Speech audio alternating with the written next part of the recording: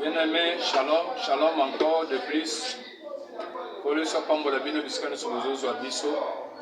la masse de grâce pour Sana. Nous avons toujours aussi les obstacles de la rédemption. Vous souhaitez la rédemption et ses obstacles. Na kati na rédemption, tu le za processus oyo batu.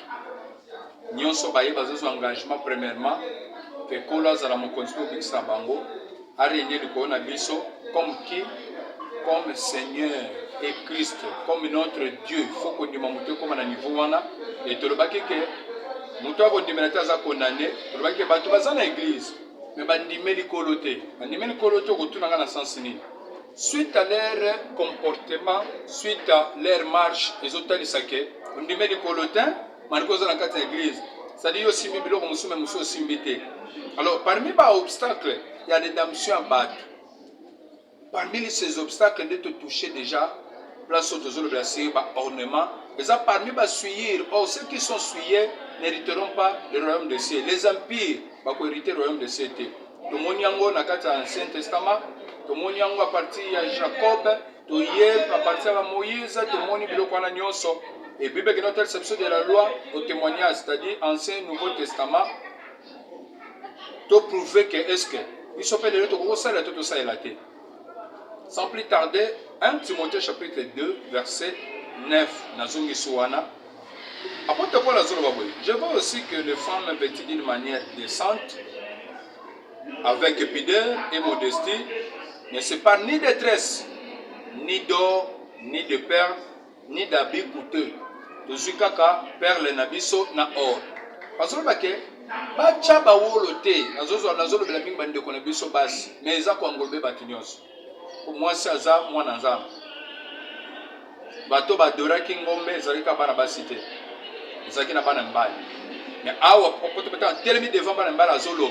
Soko ki kotala na Exode 21 o bazolo babaki na percer litoyi aza mwana mbali comme esclave. C'est-à-dire zo kwanglobe biso nyonso mwasi na mbali likamba ornement na kata nzoto non. Azolo ba ni or ni perle. Matama yaka. Mutu andimeli kolo ndenge Enique alobaki na Luc chapitre 8 devant Philippe. Teni les osanga pour baptiser na mayango yo Philippe ayebisi ndima na mutema no mumba. C'est-à-dire mutu pa ndimela kola mutema mubimba. Oyo sengeli ko sala to ko sala te, oyo sengeli to sala ndo ko sala. Alors tout de suite on continue l'étape il y a Nouveau Testament place tozo que nous tel c'est est-ce que dans le Nouveau Testament et puis qui ça mi peut kolata ba bijou. Oui. Ils ont parmi les obstacles à la rédemption. Il y a que l'ongola que moi nzambe sans le savoir. Papa, attention.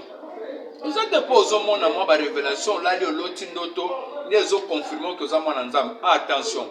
Et donc on confirme que ça moi nzambe. Ils ont ta bonne marche à partir de la parole de Dieu. Satan n'a pas visité bah tu peux pas revenir bah tu m'as. Satan a goya ko pesa ko bandoto. Satan a goya ko pesa ko bandoto. La personne d'autre peut pas dire que mobali na yo aza ndoki. Mobali na aza na bakisi. Satan mutawali na panza libana na bino. Esalema. Na yo moko na multitude de choses ya makambo ebele po elekai na moyo soko bilamba trop koko la pozo do tandoto. Kozo soko la bilamba. Nzambe pa yaka na bandoto.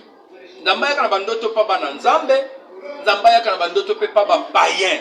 Parce que bazabi kela munaye. Pharaon lota bandoto azaki mwana nzambe te.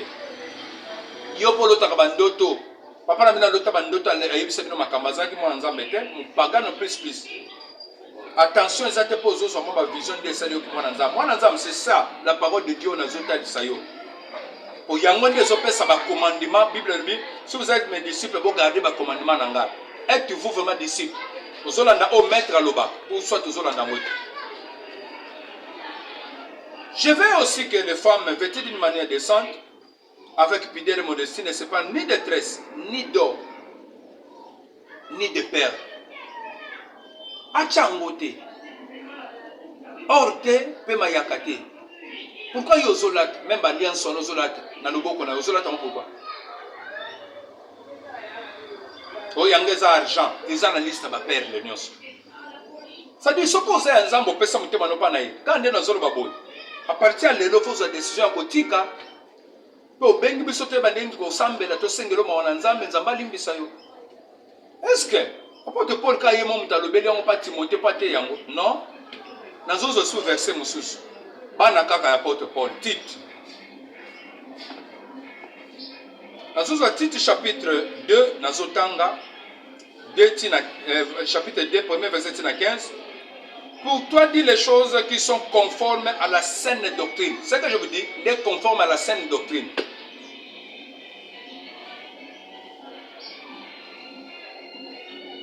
Dis que les vieillards doivent être sobres, honnêtes, modérés, saints, dans la foi, dans la charité, dans la patience. Dis que les femmes âgées doivent aussi avoir l'extérieur. Les femmes âgées, doivent avoir à l'extérieur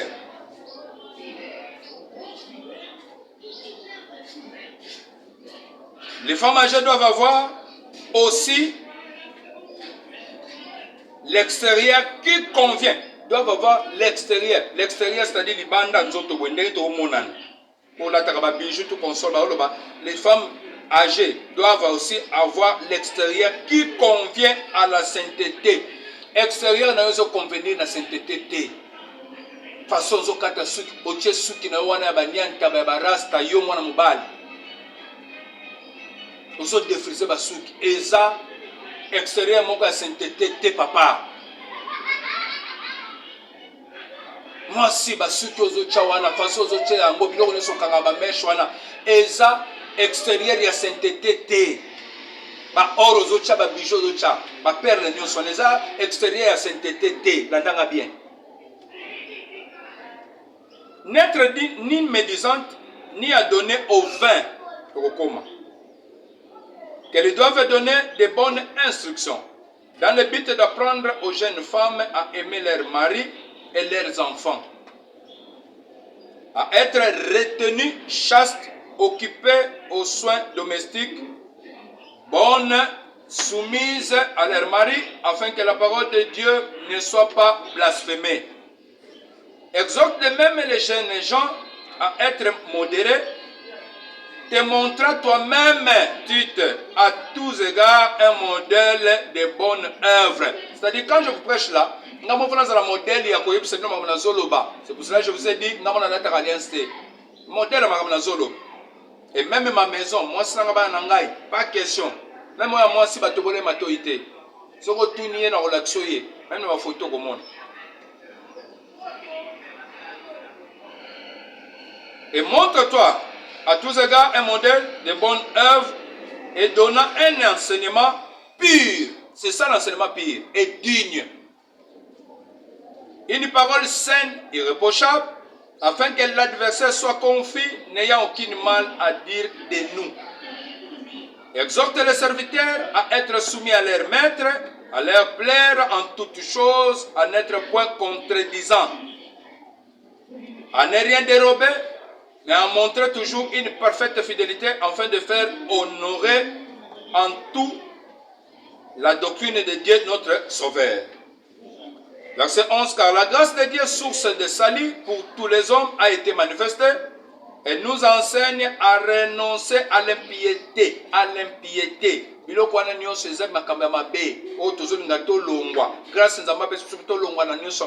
À l'impiété et de convoitise mondaine. Non maman, non papa. Convoitise mondaine et à vivre dans le siècle présent selon la sagesse, la justice et la piété. En attendant la bienheureuse espérance et la manifestation de la gloire du grand Dieu et de notre Sauveur Jésus-Christ, qui s'est donné lui-même pour nous afin de nous racheter de toute iniquité, et de se faire un peuple qui lui appartienne, purifié par lui et zélé pour les bonnes œuvres. Dis ces choses. La même c'est vrai que comme on a sonité, ato ininga, ato boyi, ato lobi a partir de l'eau sur le sangal souté. Nazarana Yesu. Ndele ki malam. Que n'a plaire pas na yo, ko la bois kangai. Dis ces choses. Exhorte. Nazolo ba makamo pe nazako exhorter yo. et reprend. Nazo reprendre bino bato bolata biloko. Bino bato ni kotika te. Na Bible démarche nous na salo monite que ça péché. Monite que ça souillé. Nazo reprendre yo que tika change. Avec une pleine autorité. Donc avec autorité. Nazo le bango ezate to discuter na yo. Tozo sala nazo yebiso tika. Que personne ne te méprise. Soko kochola. Ba yebiso déjà ko mépriser ngate, kochola ngate, komona nga pamba te. Nazo te yango po nazana nzala te, komona nga pamba te. Nazo zo verset mususu. 1 Pierre chapitre 3e, premier verset tina 6. Femmes, soyez de même soumises à vos maris, afin que si quelqu'un n'obéisse point à la parole, il soit gagné sans parole, par la conduite de leurs femmes. En voyant votre manière de vivre chaste et réservée, ayons-nous cette, verset 3, ayons-nous cette parure extérieure, nini, qui consiste dans les cheveux tressés, les ornements d'or ou les habits qu'on revêt, mais la parure intérieure est cachée dans le cœur, la pureté incorruptible d'un esprit doux et paisible qui est d'un grand prix devant Dieu. Ainsi séparaient autrefois les saintes femmes qui espéraient en Dieu, soumises à leur mari, comme Sarah qui obéissait à Abraham et l'appelait son Seigneur. C'est d'elle que vous êtes devenues les filles, en faisant ce qui est bien, sans vous laisser troubler par aucune crainte. C'est-à-dire avoir l'extérieur qui convient à la sainteté, l'extérieur qui convient exactement que bochaba parure intérieur, bochaba ornement, ni ba cheveux, ni ba bilamba ozo lukaso kinani ba pekisi ba biloko wana nyonso. Basuki, ba ornement, ba biloko wana ba non. Les femmes qui espéraient que ça les Nzambe, comment elles étaient. Baso wana ko sala Nzambe bazalaki na biloko wana te, mais bazalaki na biloko akati. Ce que je vous enseigne là, eza parure intérieure. Ezo sala yo relation na Saint-Esprit, relation na Nzambe poko mama Nzambe. Et non parure extérieure, non. Et yango eza ba convoitise mondaine. Tika ete kolo asali sa bisiko zolanda biso. Ezali quand même chapitre ya ko toucher place ya ba obstacle ya rédemption moto na ba suivre côté ba port ya bijoux. Bapor ya mayaka nde ezalaki moi éclaircissement place wana poto changer sur étape tokotala nenza ma inspirer biso to simba nini poto bana kopesa bino lisusu tika ete kolo apambola bino bisika bozali nzamba salisa yo e bana soutenir biso pona musalo na pesi bino mbote na kombo na Yesu Kristo. Bye.